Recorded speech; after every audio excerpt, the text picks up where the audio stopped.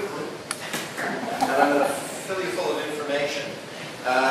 Some of it I make up as I go along. Birth and death dates, you can check, do your fact checking on your own, but they're generally correct.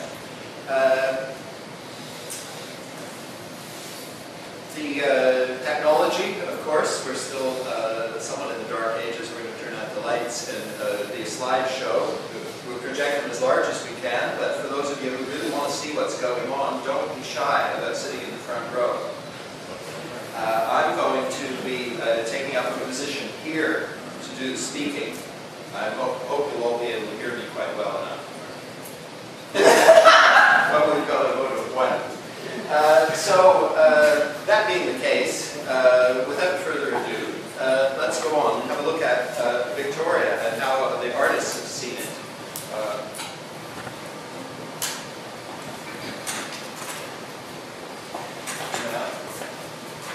Start with this one.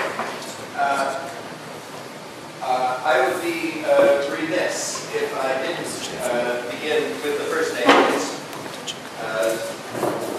I don't need to interpret what they've been up to, but they were here first, and we all know that. But after them, the first element we need to acknowledge is when Captain Cook sailed up here and stopped in at Nook Cove. He brought with him an artist named John Webber. This was in the 1790s, I think. And John Webber, the artist, drew some pictures. They took them back home to England. They were engraved and published. And people got their first look at Vancouver Island. It was an obvious thing for an explorer to bring an artist. It's the kind of attitude I've had in my life. I'm that kind of artist. I'd like to say, you may as well come and get yourself a better seat, because I'm going to stand here. You're a little too thick for me. Yeah. I recommend it to anybody else. The whole front row. Could you raise it a bit? I think that's what you got to do. Raise the projection. Well, yes, but Tilt the camera. Get into parallax error. There you go. I don't think I'm actually going to be able to raise it any further.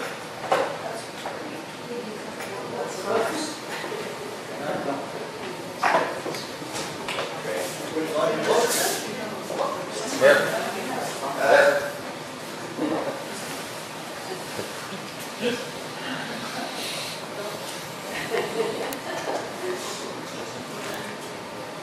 Here's a book. I'm only going to say it once more. If you want to see the picture, sit in the front row. Thank you. It will take you back. The first artist who managed to make his way to Fort Victoria was Paul Kane. Paul Kane was born in Ireland in 1810, but was brought by his parents to the city of York, now known as Toronto, in 1820. He became an artist. He traveled extensively in the world. He traveled in Europe. In London, one time, he saw an exhibition of paintings by George Catlin, an American who had painted the Indians. That was his subject, and he toured the world with his paintings of Indians. They had a big celebration in London for them, and he made lots of money. Paul Kane thought, I'm an artist. I need to make a living. There are lots of Indians up there where I come from. Let's do that. So he came back to Canada, and he convinced the director of the Hudson Bay Company to allow him to go west with the Fur Brigade. He did go west. It took him a lot longer than he expected, and in 1847 he arrived at Fort Vancouver on the Columbia River, which was the Hudson Bay headquarters. It was at that point that the chief factor, James Douglas, had realized that they'd set up the Hudson Bay Company too far south, because it was in American territory, although the border hadn't been drawn. And also the American fur traders were making life difficult for them. So he followed James Douglas's exploratory party and came up north to the encampment where they had set up their fort in Victoria. And in this place, you can see, there is Fort Victoria. I'm never really sure how this setup works. Sometimes I think I've got the slide in backwards. We could give that a try. But I will move along a little bit. In 1847, I'll get used to talking out loud here in just a minute. In 1847, Paul came up here. He spent 3 months in Victoria, or what was then Fort Victoria, most of the time paddling across the harbor every day to hang out with the Indians. Indians from all up and down the coast made their encampment over at Songhees in the summer. So he was able to take representations of native tribes all the way from here to Alaska who were encamped here. He made over 100 paintings in his sketchbooks and went back home to Toronto and made a series of oil paintings on the subject. The oil paintings belong to the Royal Ontario Museum, formerly in the Sigmund Samuels collection. The sketchbooks were all bought by the Stark Foundation in Orange, Texas. Or is it the Orange Foundation in Stark? Yes, anyway, they're in Texas. These pictures of Victoria. In 1858, the fort became the city of Victoria. Sir James Douglas, the chief factor, became eventually the governor of the colony. And they looked around and they needed somebody to organize the colony. And they found somebody who had studied law. Immediately they said, "Oh, you're the new Solicitor General of our new colony." His name was Henry Creese. Creese had married a woman in England named Sarah Creese, and she was the daughter of the first professor of botany at the University of London. She was born in 1820. And her father had been very instrumental in establishing Kew Gardens. She grew up in a very high strain of society, very intelligent, very understanding of the abilities of women to be educated and be intellectual peers of the men.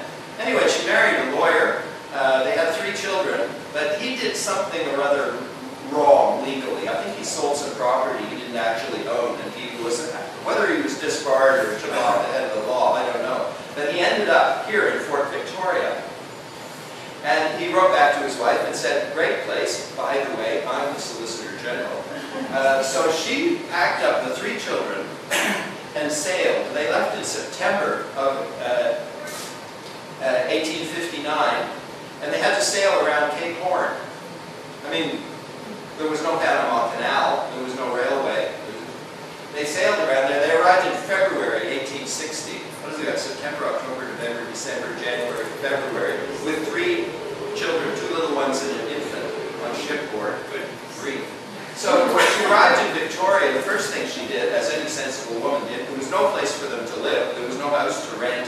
Her husband hadn't thought that the family would actually need a place to live. Anyway, they got somewhere going, and she sat down and painted a beautiful series of watercolor paintings to send to her father back home to say, "It's okay, we've arrived." This, of course, is the James Bay Bridge, which is now in front of the Amherst Hotel. This is Government Street. There is Fort Victoria, and this is the Hudson Bay Company building where they did all their buying and selling. They kept their goods there on Store Street. This is such an excellent picture of Victoria, painted by Sarah Creese. Sarah sent these pictures back to her parents, and her father proudly displayed them in London in the 1862 International Exhibition as the display from the colony of British Columbia. This, of course, is Fort Street. Okay? This is going right through the center of the fort and down onto the entrance and into the harbor. This is the famous bell tower and the Hudson Bay buildings. I mean, they didn't need the Palisades anymore, but these are all the buildings they had to live in pretty well. She did an excellent job of it. At about that time, they were working on the boundaries. Everybody knew there was going to be a boundary dispute with America, and they better get it figured out. So the British military sent incognito a group of people who hiked around the territories trying to decide what the boundary would be. Eventually they decided on 49th parallel through most of BC, but here in Victoria, we were so far south already, they made an exception for us. A number of artists came up, attracted to the idea that maybe they could get some business or action going in this new colony. One was a man named Richardson, who painted this picture. This is, of course, the James Bay Bridge, site of the Empress Hotel, probably the schoolhouse of St. Anne's Academy. His vision of the legislature in the height of the mountains was, of course, grotesquely out of contact with reality. But it was a fantasy, and who knew anyway? Richardson didn't make the cut, though, and he didn't, you don't hear much more about him. Another one is a man named Edmund Coleman, who painted the same view. I mean, here you can see the bird cages. They were 5 small wooden buildings which were set up to be the legislature, but they built them in separate buildings, so if a fire broke out, they wouldn't lose the whole thing all at once. But this is, I think, a very accurate rendering of the view from what was then called Church Hill. This is the front steps of Christ Church Cathedral at the time, which was on the location of what is now the law courts. And that's where apparently everybody came out one day in 1858 after church on Sunday morning and watched a ship sail into the harbor and docked at the Hudson Bay Wharf, and 500 Chinese got off. It was the gold rush. The population of Victoria doubled that morning. Much goes on about the history, but I won't belabor the points of history so much as to show you the artistry. This is a painting by one of my very favorite artists. I want to get in for the most possible resolution on the image that I can. I wish we knew more about him. I mean, I wish we knew him. I wish more people knew about him. That's what I mean to say. His name was William G.R. Hine, W.G.R. Hine. Hine was born in England. He probably studied somewhere. His style, in the pre-Raphaelite style of high accuracy and literalness, really shows. This painting is about 9 by 12 inches. It's an oil painting. Hine came to Canada following his brother's footsteps. His brother's name, Henry Buell Hine, was an explorer, and he took his little brother with him on exploration trips up to the north shore of the St. Lawrence and up into Labrador. And little brother went along and made sketches and paintings through that trip. But after that, life seemed a little bit tame as he was living in York, and subsequently Toronto. And when he heard of the gold rush up the Fraser Valley in 1858 and up into the Cariboo in the early 60s, he decided he'd go and see for himself. So he came across Canada with the overlanders, first of all in a Red River cart. They took a boat up the Great Lakes, and then they went across to Winnipeg and bought Red River carts drawn by oxen. They went all the way across the prairies in these pulled by oxen, and there they traded their oxen for horses from the Indians, and then they rode their horses over the Rocky Mountains. Good luck, you guys. But anyway, when he arrived in the Cariboo, he found it was far more rough and ready than he'd ever anticipated, and he certainly wasn't going to make his living mining for gold. So after doing a few very interesting paintings of that reality, he came down to Victoria, and between 1862 and 1869, he lived and worked here. And he painted quite a number of pictures in this region, and they are beautiful, but nobody even noticed. When he left town, there was a notice in the paper that he'd gone, and that he was noted for having done the sign for a pub called Earl's.